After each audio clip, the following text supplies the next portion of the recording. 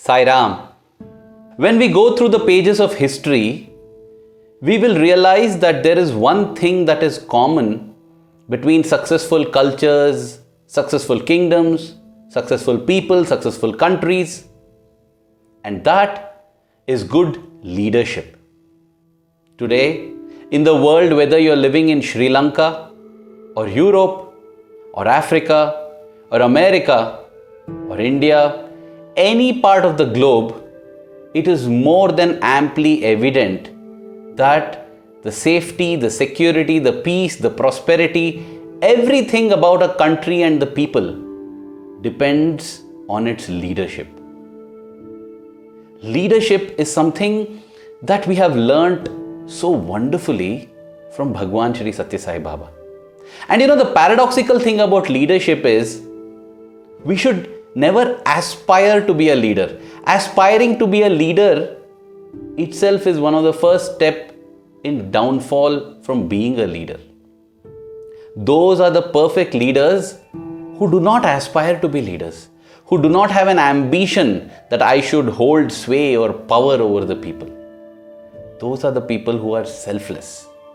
Because the L of leadership is based on the foundation of the L of love. Without the L of love, the L of leadership will collapse. I would like to recount 2 episodes from the life of our master, our leader, Bhagawan Shri Sathya Sai Baba.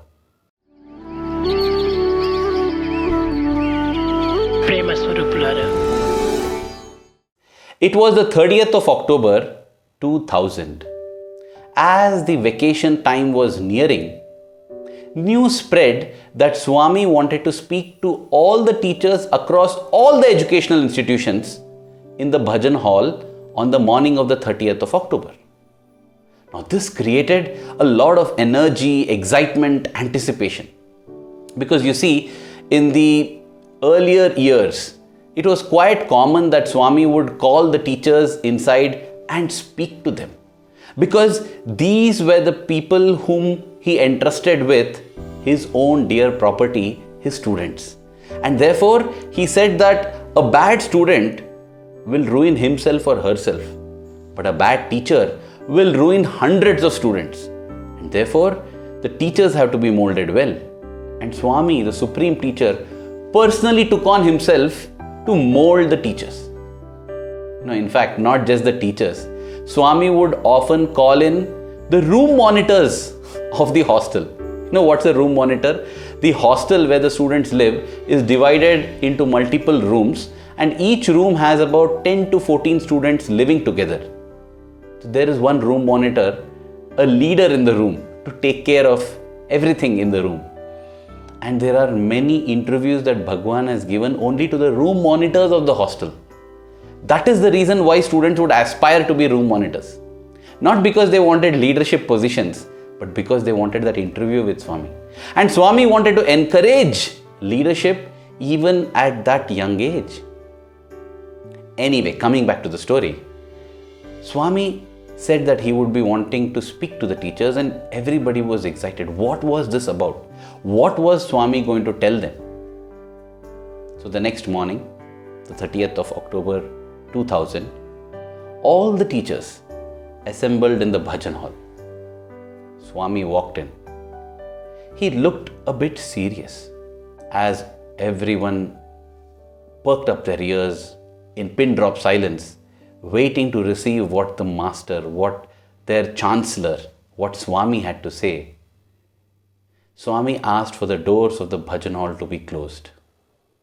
So, this was going to be a closed door session. Not just that. Now Swami asked for all the windows of the bhajan hall to be closed. Wow. So much to ensure absolute privacy and secrecy. And then Swami began to speak. Swami mentioned about a newspaper clipping that had caught his attention and that had apparently devastated him. Swami was referring to a news item wherein in the Anantapur district there was a woman who, unable to bear her poverty, decided to end her life. Before doing that, she prepared a poison concoction, fed it to her 2 children, killed them before consuming the poison herself and committing suicide. Physically, this had come to Swami's notice. I am emphasizing the word physically because Swami knows everything, but he makes use of little things in order to achieve the master plan. That day, Swami vented out. He was furious with righteous anger. At the same time, he appeared very sad. Swami said, "What has happened in this Bharata Bhumi, in this land of Bharat, which is considered the Tyaga Bhumi, the land of sacrifice, the Yoga Bhumi, the land of union with God, the Karma Bhumi, the land of action, meritorious action. This Bhumi is not able to support a mother and 2 children." And even as Swami spoke this forcefully with all emotion and passion, there were tears in the divine eyes. Tears flowed down the cheeks of Swami. And this was for the first time ever that almost all these teachers were witnessing Swami cry. Till then, 75 years of Bhagwan's life, nobody had almost seen him shed even a tear. And here Swami was shedding tears and saying, "What has happened?" There was a stunned silence. And then Swami said, "I have decided nobody in this region should go hungry. Let's go and give food and clothes to all of them." How? When? Where? It was just an announcement of intent and what will be done. Leadership definitely involves planning, but it begins as a spontaneous outburst. Because, as I said, the L of leadership requires the L of love. Leadership begins with compassion in the heart. There's a difference, It's not sympathy. Sympathy is when you pity somebody. Oh, they're suffering.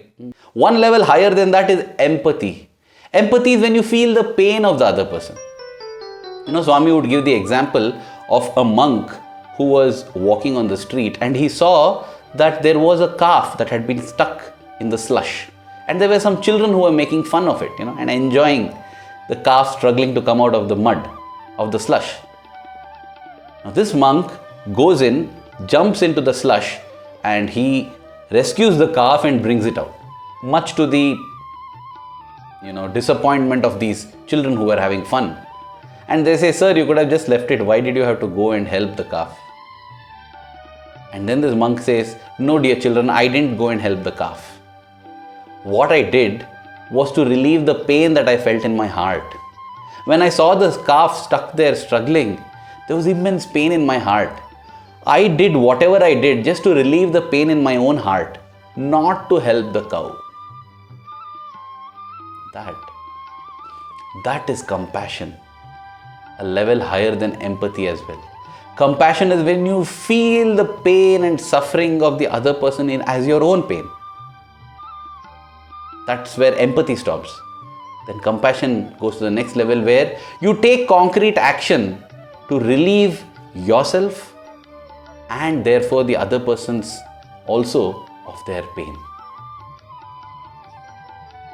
Swami's leadership always started from compassion in the heart.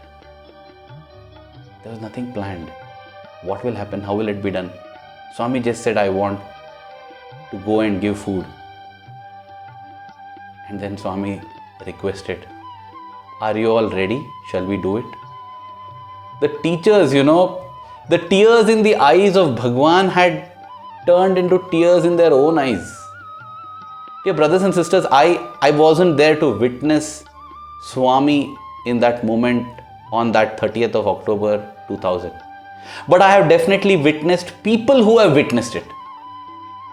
And listening to them itself was so inspiring. We can only imagine how it must have felt that day in the bhajan hall. How electrifying it must have been, how numbing, how dumbstruck we would have been in the presence there. Everyone said, Swami, we will do something. We will do. That was the seed that gave birth to the Shri Sathya Sai Grama Seva. What happened after that was something in unimaginable speed.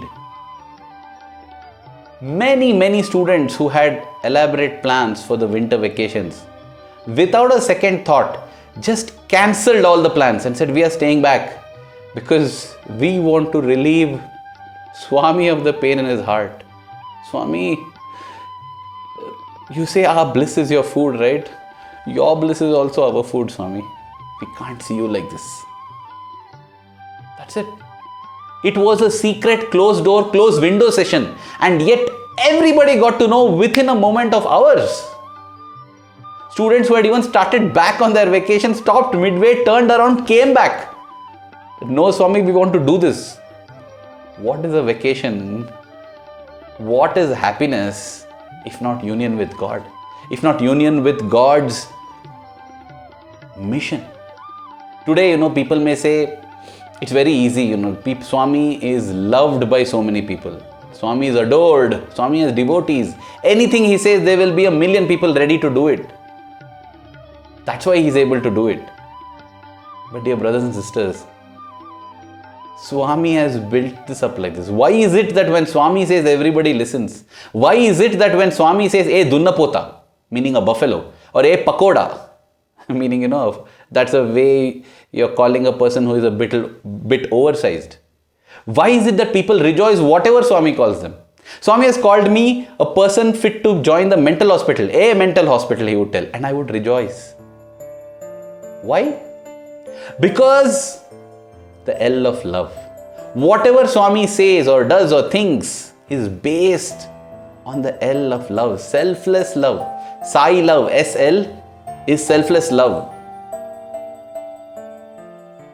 And that is why anything that he says, we respond.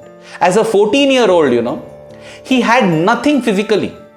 The only thing possibly he had was a connection with his family. Even that he threw away. He said, I don't belong to you. My devotees are calling me, I have to go and serve. What did he have at that time? Yet he went out. So it is not that Swami decided to do this because he had support, because he had garnered enough resources, nothing like that. No, just announced. Look at any of Swami's service projects. I will go into all the other projects possibly in detail in some other talk. But every project has been like this, where in a moment of immense compassion, Karuna Sagara, is the Karuna Sagara Kalpatarua, the wish-fulfilling tree, who is also the ocean of mercy. It is with this compassion in the heart that every project begins. There is no proposal, there is no plan, there is no accumulation of resources or money. Swami has never said, 2 years later I am going to do this, so now please contribute and let's build a corpus fund. No. Oh, there is a need. If you need me, you deserve me, and Swami plunges in that. That is a sign of leadership. The Grama Seva began, and what it has grown into today, dear brothers and sisters, it has grown into SSS VIP. What is SSS VIP? Shri Sathya Sai Village Integrated Program. Hundreds of villages across India have seen overall all-round development because Grama Seva is Rama Seva got installed in the hearts of thousands and thousands of devotees. That compassion in the heart leading to passion in the stomach. No, a burning passion which is not extinguished at all. That is the second aspect in the leadership of Bhagawan that we see. Compassion in the heart is followed by passion in the belly. It's not just our words. It is that passion in the belly that makes Swami get himself involved day in and day out. Every day he will ask, what is the progress? What is happening? Every day he will involve himself. He will provide support. He will... Oh my God, it's amazing the way the Gram Seva came up, because in a span of 3 days from that 30th of October, village service had begun. And more than 600 villages were served food and clothing in a span of a week. Again, one may ask, how does giving food for one day or a few days and a pair of clothes help in solving this problem?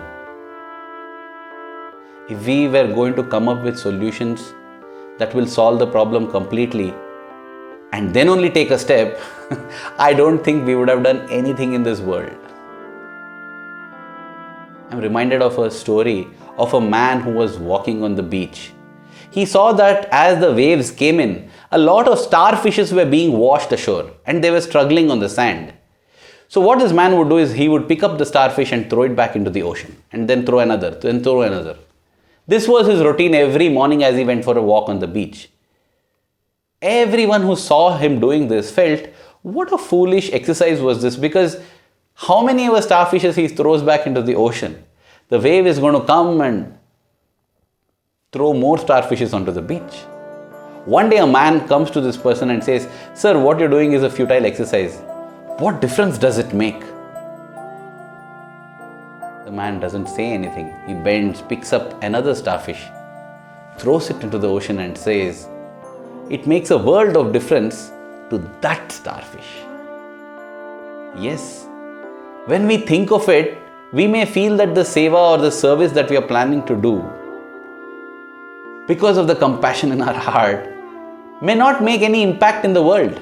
Correct, it may not make any difference in the world, but it will make a world of difference to the person impacted. That is what matters. The quality of impact is what matters, not the quantity. I'll tell you why. Because even though this Gram Seva went on year after year in just serving food, what Swami said is very, very significant. A person does not take away her life and her children's life because of hunger. No. It is because of a hunger of hope that people do this. People can last many days without food, but without hope, there's no reason to live. We have to give hope. We have to infuse positivity and hope in the people. And that is what Swami started with the Grama Seva.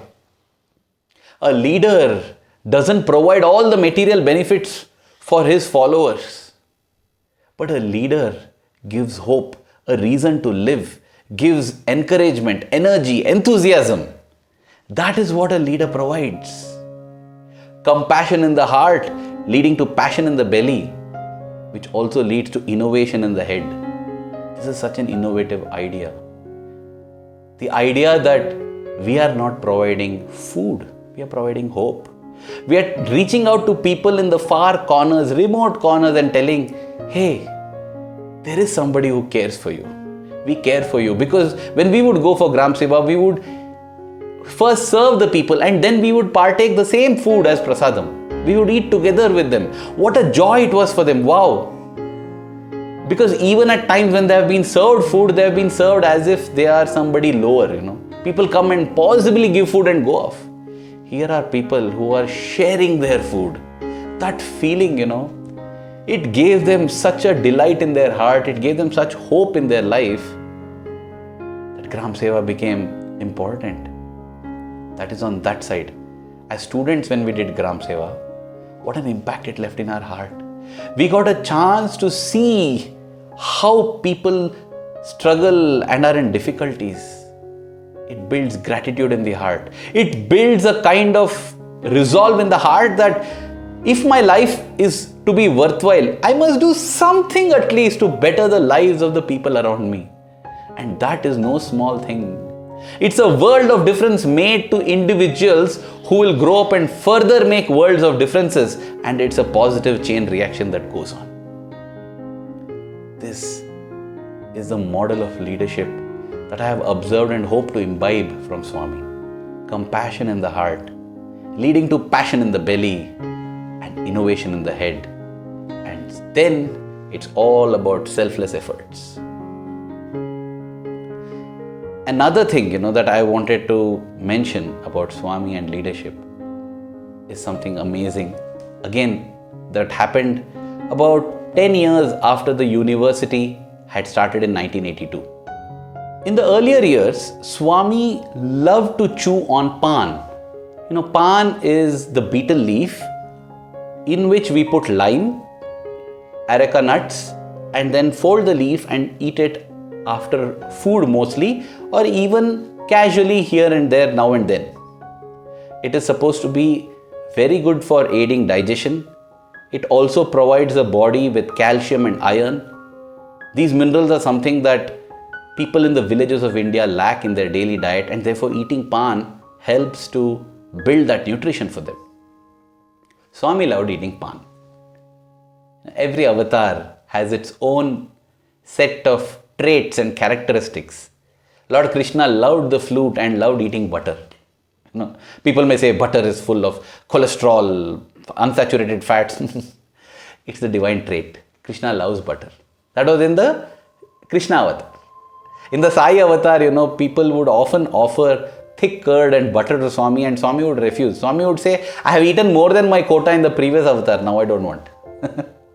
But in this avatar, Bhagawan would chew on the paan, and what a beautiful opportunity it was for devotees and students alike to prepare this paan. In the leaf, put the chunnam or the calcium lime, then put the betel nut, put a little sugar, and prepare it and give it to Swami. And Swami would chew on it, and when he chews on it, a red paste would get formed, because of which his lips would become so red. Look like a parrot. Beautiful. But then Swami abruptly stopped eating paan one particular day. That's it. Never again touched paan after that. Nobody knew why, until Swami himself revealed. And again, this is an incident that reveals a beautiful aspect of leadership. This is what Swami revealed. 10 years before, it was the time when Shri V.K. Gokak, Vinayak Krishna Gokak, was taking over as the Vice Chancellor of the Sri Sathya Sai University, the Sri Sathya Sai Institute of Higher Learning. He was the first Vice Chancellor. He was also the chairperson of the Sahitya Academy, the Academy for Arts and Cultural Aspects in India. He had finished his term and he was to be replaced by a poet whose name was Professor Banerjee. Now, Gokak sir was so busy in the activities of the newly opened university that he could not go to Delhi for this handover ceremony. And therefore, the committee members from the Sahitya Academy, they themselves came to Bhagawan's presence in Prashanthi Nilayam, and Swami was gracious to agree to oversee this changeover ceremony in his physical presence. At that time, Swami said that Professor Banerjee had a handkerchief, a white handkerchief in his pocket, which he kept pulling out now and then to wipe his nose and put it back. Swami observed that that handkerchief was almost black in color. And that was so because Professor Banerjee had this habit of inhaling snuff. It's a kind of intoxication and he had that habit. And Swami called him aside personally and said, "You are going to be holding such a big position. This habit is very dirty. See how it soils your handkerchief. Don't do it. Give it up." When Swami tells to do something, rest assured he also gives the strength that is necessary to do it. Because immediately that day after the interview, Professor Banerjee threw away the snuff box, never to pick it up again. But then Swami said, after having told this to him, I noticed that my own white handkerchief had red stains on them. And these were the marks because of chewing paan. How could I criticize somebody else's handkerchief as being soiled when I am soiling my own handkerchief? I decided then and there that I would stop eating paan. That is another important insight in leadership that we learn from Bhagawan. Leadership is not about telling, it's not about talking to people. It's about our actions. And more important than our actions is who we are. Who we are decides what our actions are, and that decides what we speak and whether people will listen. And that's why Swami gives us this Mahavakya on leadership. The great teaching on leadership. Leadership is to be, to do, to see, and then to tell. To be. First we have to be. It's no use talking about being selfless, talking about inspiring, talking about sacrifice, when we ourselves are not ready to make even the slightest sacrifice. We are not ready to bear the slightest inconvenience. We should be able to calmly, happily, and with great joy, because we are here to serve others. That is why in the beginning I said leadership is not something we aspire for. Attending a workshop on how to become a better leader, reading books on how to be a good leader. No, it is fundamentally wrong, because there's that aspiration that I want to become a leader. I want to, have people following me. There is an inherent flaw in that aspiration itself. A wonderful leader is he or she who doesn't actually aspire to be leader, but aspires to serve. It is by serving that we lead. And that is what Swami always did. When people came and thanked him, they came in buses from the city of Chennai to express their gratitude to him for providing them with drinking water.